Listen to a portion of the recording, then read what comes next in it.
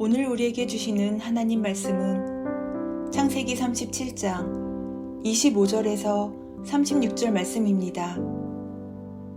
그들이 앉아 음식을 먹다가 눈을 들어본즉 한 무리의 이스마엘 사람들이 길르앗에서 오는데 그 낙타들의 향품과 유향과 몰약을 싣고 애굽으로 내려가는지라. 유다가 자기 형제에게 이르되 우리가 우리 동생을 죽이고 그의 피를 덮어둔들 무엇이 유익할까? 자, 그를 이스마엘 사람들에게 팔고 그에게 우리 손을 대지 말자. 그는 우리의 동생이요 우리의 혈육이니라 하매 그의 형제들이 청종하였더라. 그때의 미디안 사람 상인들이 지나가고 있는지라. 형들이 요셉을 구덩이에서 끌어올리고 은 20의 그를 이스마엘 사람들에게 팔매 그 상인들이 요셉을 데리고 애굽으로 갔더라.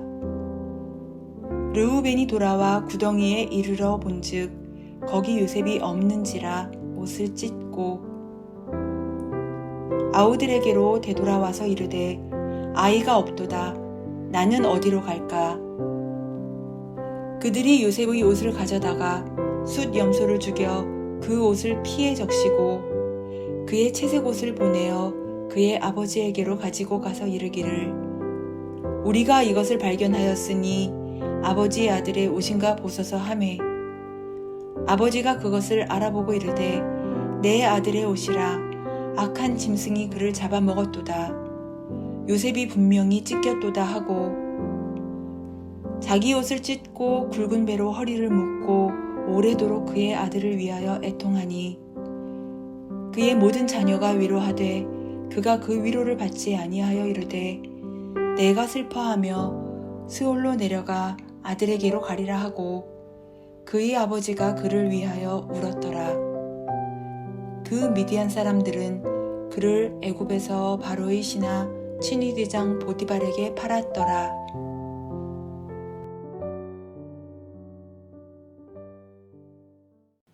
요셉은 형들의 미움을 받았습니다.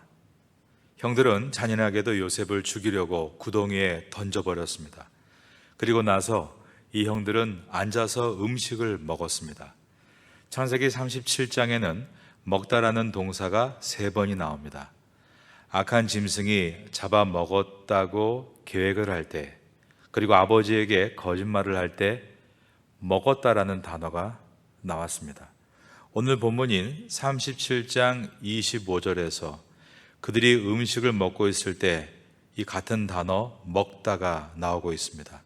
37장은 동생을 구덩이에서 죽게 내던져놓고 음식을 먹는 이 형들의 모습은 아버지에게 악한 짐승이 요셉을 잡아먹었다라고 말했을 때 악한 짐승이 삼킨 것과 다를 바가 없는 아주 잔인하고 냉혹한 행동이었음을 말하고 있는 것입니다. 형들은 음식을 먹으며 이스마엘 사람들을 바라보았습니다. 오늘 본문의 첫 절인 창세기 37장 25절을 보겠습니다. 그들이 앉아 음식을 먹다가 눈을 들어본즉 한 무리의 이스라엘 사람들이 길르앗에서 오는데 그 낙타들의 향품과 유향과 몰약을 싣고 애굽으로 내려가는지라. 그들은 길르앗에서 애굽으로 내려가고 있었습니다. 그들은 낙타의 향품과 유향과 몰약을 싣고 가는 상인들이었던 것입니다. 이스마엘은 우리가 창세기를 통해 이미 살펴본 대로 아브라함과 하갈 사이에서 태어난 아들로서 어머니와 함께 아브라함을 떠나서 살았고, 하갈은 아들 이스마엘이 애굽 여인과 결혼하도록 맺어주었습니다. 그 이유는 하갈이 애굽 출신이었기 때문입니다. 25절에서 그들이 앉아 음식을 먹다가 눈을 들어본즉 한 무리의 이스마엘 사람들이 길르앗에서 오는데, 이스마엘 사람들이라는 이 표현을 통해서 이스마엘도 점점 세력이 확장해서 한 부족으로 성장했음을 보여줍니다. 형제들은 작당을 해서 요셉을 죽이자고 했을 때 형제들 중에 맏이었던 르우벤은 요셉을 죽이지 말라라고 만류했었습니다. 그러나 잘 되지 않았습니다. 잔인한 형제들은 요셉을 죽이려고 작정을 한 것입니다. 그런데 형제들 중에 넷째인 유다가 죽여서는 안 된다라고 설득을 합니다. 그의 설득은 이것이었습니다. 첫째, 아무리 미흡다 해도 다름 아닌 동생을 죽일 수 있겠느냐, 혈육의 정에 호소했고, 둘째, 여러 방법 중에 구태여 살인까지 할 필요가 있겠느냐라며 죄책감을 극소화하자라고 하면서 다른 사람들에게 팔므로 우리가 수고를 덜 뿐 아니라 뜻밖의 소득도 얻으면 좋은 것이 아니냐라며 실익을 가지고 제안을 했습니다. 27절입니다. 자, 그를 이스마엘 사람들에게 팔고 그에게 우리 손을 대지 말자. 그는 우리의 동생이요 우리의 혈육이니라 하매 그의 형제들이 청종하였더라. 그런데 여러분, 하나님의 율법은 다른 사람의 재산을 도둑질할 경우에는 2배에서 5배의 값으로 배상을 하면 되지만 사람을 인신매매와 같이 도둑질할 경우는 목숨을 내놓아야 한다라고 되어 있는 것입니다. 형제들이 요셉을 은 20에 애굽의 종으로 팔았다는 것은 그들이 사람을 도둑질한 것이고 그러한 벌은 목숨을 내놓아야 하는 것이었습니다. 28절입니다.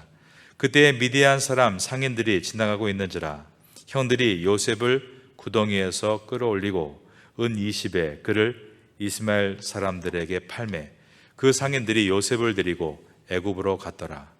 이들의 행위는 너무나 악한 행위입니다.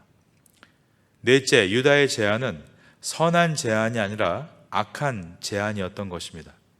이 상황에서 오직 요셉을 돌보고 있는 분은 하나님 한 분뿐이었습니다.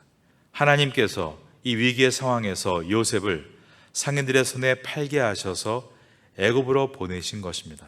여러분, 주님께서는 항상 여러분에게 피할 길을 여시고 인도하시는 신실한 분이신 것을 잊지 않으시기를 바랍니다.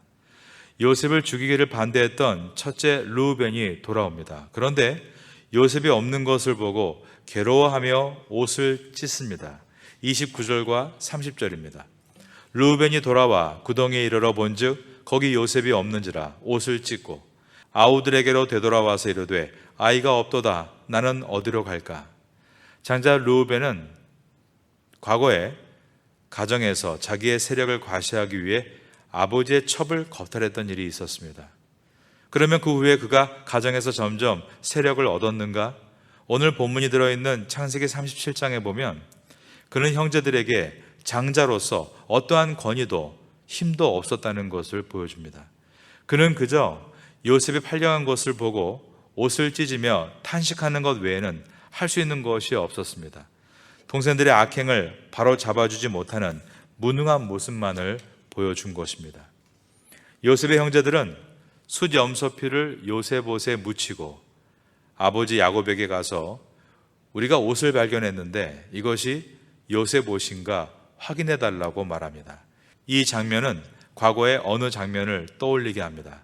과거의 야곱이 아버지 이삭을 속일 때의 장면입니다. 야곱이 새끼 염소와 의복으로 아버지 이삭을 속였었죠. 그런데 지금 야곱의 아들들이 숫 염소와 요셉의 의복을 가지고 아버지를 속이고 있었습니다.